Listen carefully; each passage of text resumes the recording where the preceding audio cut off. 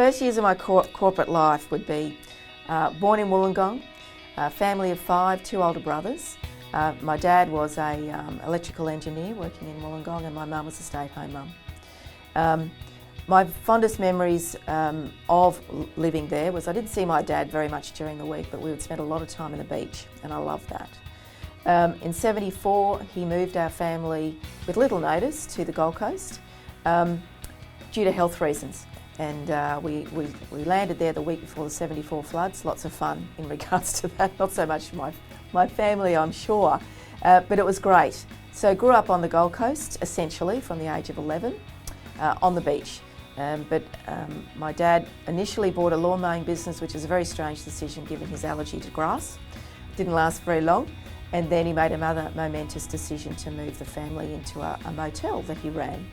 So I was then put into a very small room with my brother to share from the age of 11 to 21, probably the width of a single bed that I had in my space. But with that came many restrictions as a teenager, in that I was unable to have music, couldn't have friends visit, and we weren't allowed to watch television. So the interesting thing is that I learned some interesting lessons in that restricted life, I guess you could say, in that I learned some great strategies of how to study, what to focus on, and what to appreciate. I left school at the age of 18 and had always wanted to go to university, but because we lived on the coast and this was the 80s, there was no university there, and there was no easy way to get to Brisbane to attend university. Growing up on the Gold Coast, there was no university there, so it would mean going to Brisbane, and that wasn't something my dad was prepared to allow me to do. So I had to change my dreams, and at finishing high school, I was given the option that I had to get a job, and I had 2 weeks to do that. So what I did, I answered the bank ads as they were prevalent in those days, sat the bank exam at the local branch at the Commonwealth Bank at Burleigh Heads, and then I had a week to convince the bank manager to give me that job. Pretty difficult thing for me, given that I spent a lot of my childhood sitting in a cupboard because I was so shy. So my dad, the instruction was, you've got to contact him every day, ring him, and see how long it'll take you to get that job. It took the week. The bank manager gave me the job because I was tenacious enough to have been ringing him every day to get that job. So that was a really great life lesson for me. What made me decide that I wanted to work for me was purely selfishly for my daughter, really.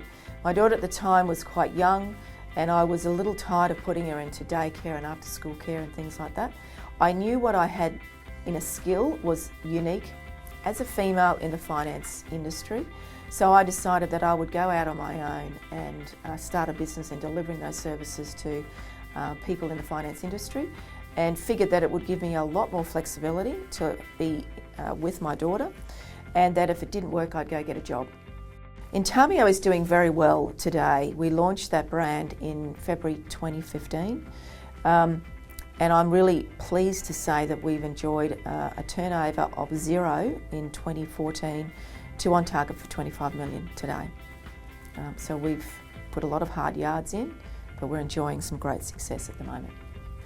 Intamio's relationship to donating money to charity and those sort of things is something that is an integral part of our organisation, to the point that we've actually started our own, or formed our own not-for-profit organisation called the TAM Foundation, and we put a percentage of our income every year into that organisation so that we can give back to community.